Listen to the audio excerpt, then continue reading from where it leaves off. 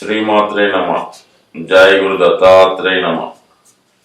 ఈ వీడియోలో మనం 2024 సంవత్సరం మార్చి నెలలో సింహరాశి వారికి మాస ఫలితాలు ఏ విధంగా ఉండబోతున్నాయి అన్న విషయాన్ని మనం ఈ వీడియోలో పరిశీలిద్దాం.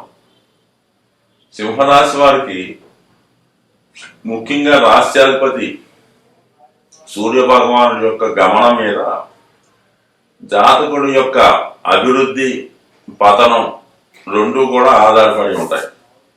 అలాగే ఆరోగ్యం, ఐశ్వర్యం, ధన సంబంధించిన విషయాలన్నీ కూడా ఈ రాశి వారికి సూర్య భగవానుడి యొక్క స్థితి పైన ఆధారపడి ఉండడం జరుగుతుంది.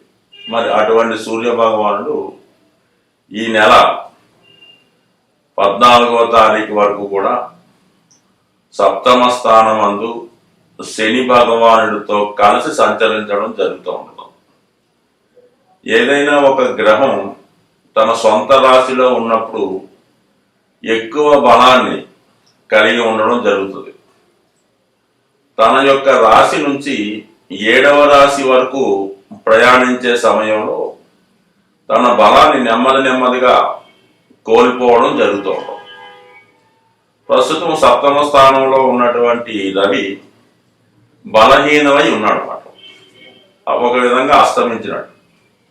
సో ఈ కారణం వల్ల జాతకుడి యొక్క వ్యక్తిగత సామర్థ్యం 100% తగ్గిపోవడం జరుగుతుంటుంది.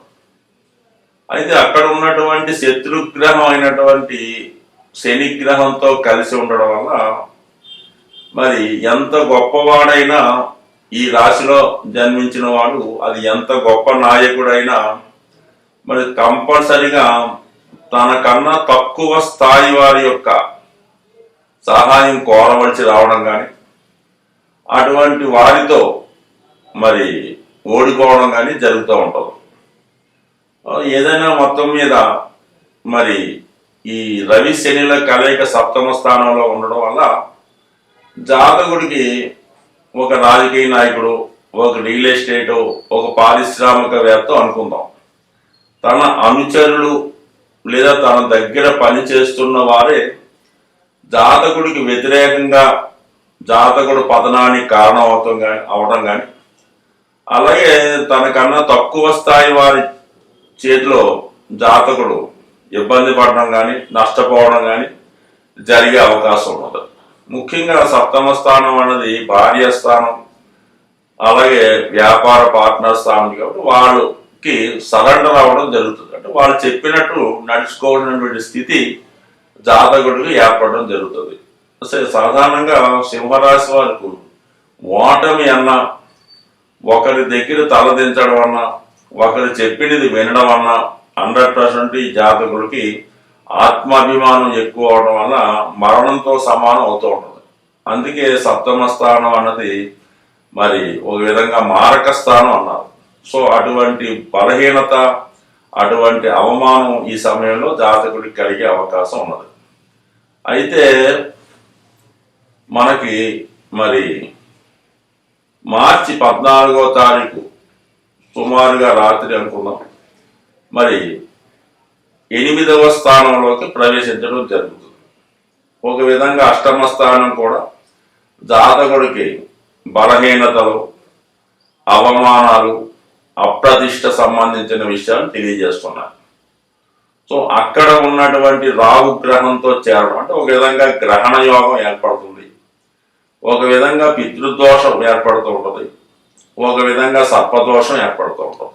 సో ఈ కారణం వల్ల ఎవరి జన్మజాతకంలో ఇటువంటి దోషాలు ఉంటాయో, అంటే సర్పదోషం కానీ, పితృదోషం కానీ, గ్రహణ యోగం కానీ ఉంటుందో ఆ జాతకుడు స్వభావసిద్ధంగా జీవితంలో అభివృద్ధి చెందలేకపోతుంటాడు, వృత్తి సంబంధించిన విషయాల్లో ఎదగలేకపోతుంటాడు, వచ్చిన అవకాశాలు చేయిజారిపోతుంటాయి, తనకన్నా తక్కువ స్థాయి వాళ్ళు ఉన్నత స్థాయికి వెళ్తూ ఉంటారు. కొంతమందికి వివాహం జరగకపోవడం, వివాహం జరిగిన సంతానం కలగకపోవడం, అన్నదమ్ముల విభేదాలు, తండ్రితో విభేదాలు, ఎక్కువగా సింహరాశి వారికి తండ్రి గారితో విభేదాలు ఉంటాయి, లేదా సంతానంతో అభిప్రాయ భేదాలు ఉంటాయి. సో ఈ కారణం వల్ల ఎవరి జన్మజాతకంలో ఇటువంటి యోగ స్థితి ఉంటే ఈ సమయంలో అవి కొంతవరకు ఎక్కువ అయ్యే అవకాశం ఉన్నది. ముఖ్యంగా జాతకుడు తన యొక్క పరపతి దిగజారడం జరుగుతూ ఉంటుంది, తన దగ్గర ఉన్న వాళ్ళే మోసం చేయడం జరుగుతూ ఉంటుంది. సో ఈ సమయంలో అంటే ఇంచుమించుగా మనకి మార్చి 14 తర్వాత జాతకుడు 100% ఈ దోషానికి పరిహారం నిమిత్తం మరి వీలైతే సింపుల్ రెమెడీ అంటే రోజు సూర్య నమస్కారం చేసుకోవడం, అలాగే ఆదిత్య ఉదయం చదువుకోవడం, లేదా నవధాన్యాలు నానబెట్టి గోవుకి తినిపించడం వల్ల, లేదా విధి విధానంగా ఏదైనా పుణ్యక్షేత్రంలో ఈ పితృదోష పరిహారం సర్పదోష పరిహారం చేసుకోవడం వల్ల, సుబ్రహ్మణ్య స్వామి క్షేత్రంలో సుబ్రహ్మణ్య స్వామికి విధి విధానంగా అభిషేకాలు నిర్వహించడం వల్ల, అలాగే కొన్ని దానాలు చేయడం వల్ల జాతకుడు ఈ దోషం నుంచి బలయ్యే అవకాశం, విముక్తి అయ్యే అవకాశం ఉంది. సో అలాగే ప్రస్తుతం ఈ దోష ప్రభావం వల్ల రాబోయే నెలంతా కూడా జాతకుడికి మరి ఇటువంటి రవివారం ఇబ్బందులు ఉన్నాయి కాబట్టి కంపల్సరీగా జాతకుడు ప్రతి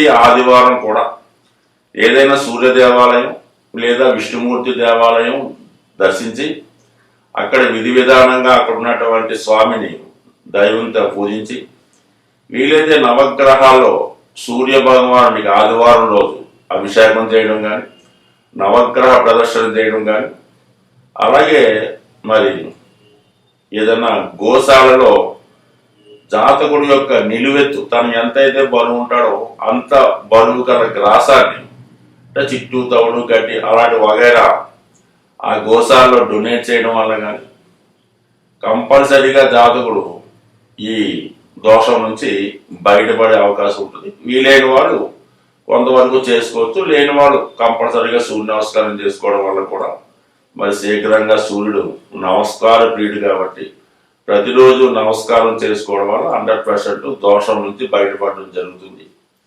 అలాగే మరి గురువు కంపల్సరీగా మరి భాగ్యస్థానంలో ఉండడం వల్ల, భాగ్యస్థానంలో ఉండి తన పంచమ దృష్టితో సింహరాశిని వీక్షించడం వల్ల పర్టికులర్గా ఈ మార్చి 16వ తారీఖున మరి గురువు భరణి 3వ పాదంలో ప్రవేశిస్తూ పుష్కర నవాంశలోకి రావడం జరుగుతుంది. అంటే పుష్కర నవాంశలో 3 డిగ్రీల 20 నిమిషాలు సంచరించడం జరుగుతుంటుంది. మరి మార్చి 16 నుంచి అంటే నవాంశలో మనకు తులారాశిలో పడతాడు, అంటే శుభరాశి శుభ నవాంశ కాబట్టి పుష్కర నవాంశ ఏర్పడుతుంది.